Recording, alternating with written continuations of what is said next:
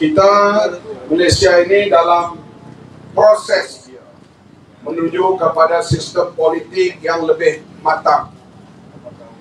Rakyat kadang-kalanya melihat rasuah itu satu perkara yang ringan. Bagi orang Islam pula, dia menganggap siapa yang rasuah dia lah berdosa. Maka siapa berani buat, dia pikul dosa. Dia tak faham bila rasuah berdosa, orang yang buat itu berdosa. Yang melihat, yang tak ambil tindakan akan mengalami penderitaan. Kita lihat negara jiran kita Indonesia. Sebelum berlaku reformasi, rasuah di negara mereka ini amat tinggi. Bukan saja rasuah di bawah meja, kadang-kadang dengan meja-meja sekali dia boleh pergi. Bahasa yang paling disebut di sana bisa diurus. Apa projek pun bisa diurus, asalkan ada minyak pelicir. Ini berlaku di Indonesia.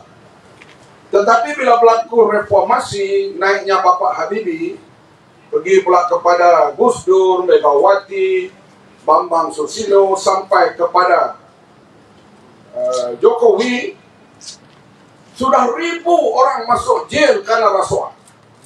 Daripada parti Islam 2 orang masuk jail, daripada parti PKS karena rasuah. Salah satunya rasuah lembu. Hak kita, rasuah yang terlibat dalam kes lembu dapat Tan Sri pula bawah ni.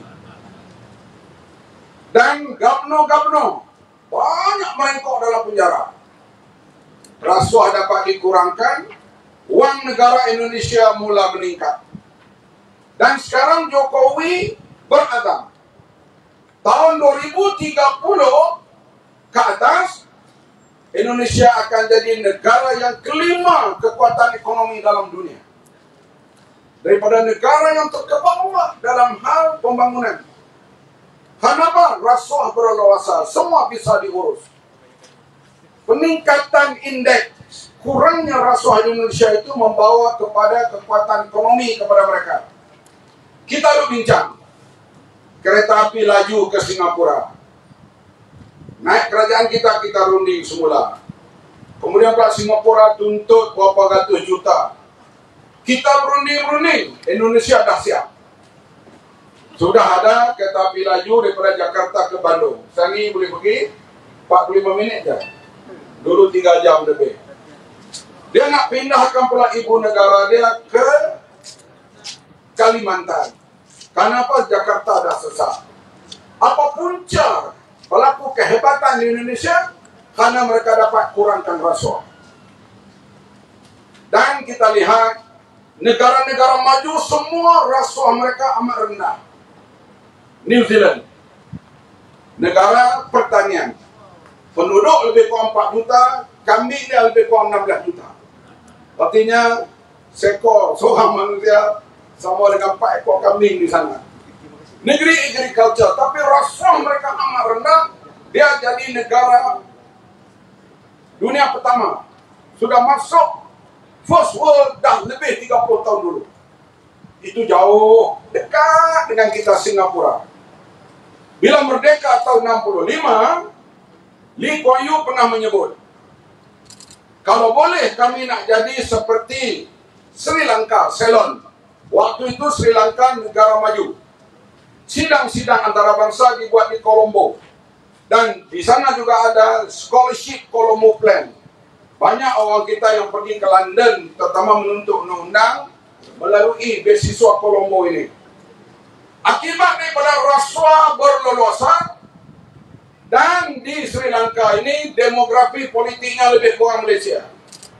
Bumi putranya Ceylonis atau Sinhalese. Pembangkangnya Tamil. Sehingga mereka mengangkat senjata, Tamil Ilam dan sebagainya. Agama majoriti Muslim dan Kristian, majoriti Buddhis. Rakyat di sana ditanamkan kena bagi bumi putra terus memerintah. Bumi putra di sana Ceylonis, Sinhalese. Rasuah kata apa? Asalkan bumi putra memerintah. Tak cukup duit pinjam, rasuah berleluasa. Akhirnya bankrupt Sri Lanka. Barulah ketua cawangan UMNO Sri Lanka pergi berenang di kolam Perdana Menteri. Ini UMNO Singgalis lah. Sebab apa? Nak beli minyak kena beratur, nak beli barang kena beratur, semua wang dah kurang dah.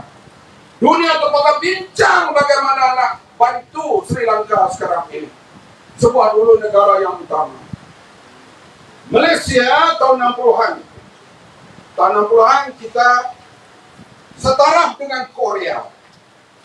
Korea Selatan terutama sekali, hampir ramai dah bekas presiden dia masuk jail. Bekas presiden masuk jail.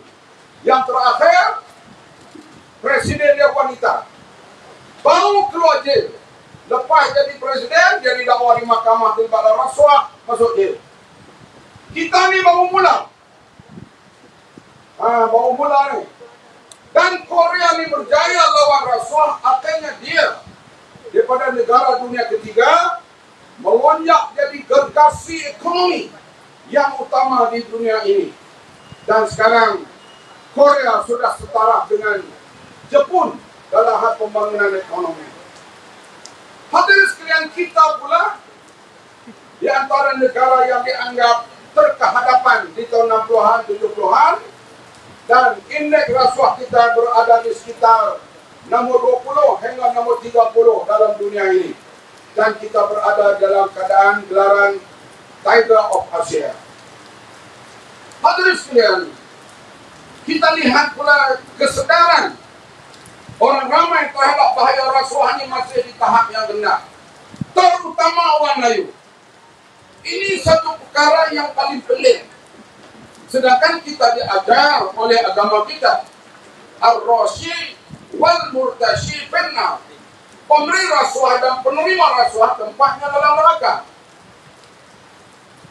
Kita lihat, bandingkan kaum-kaum di Malaysia.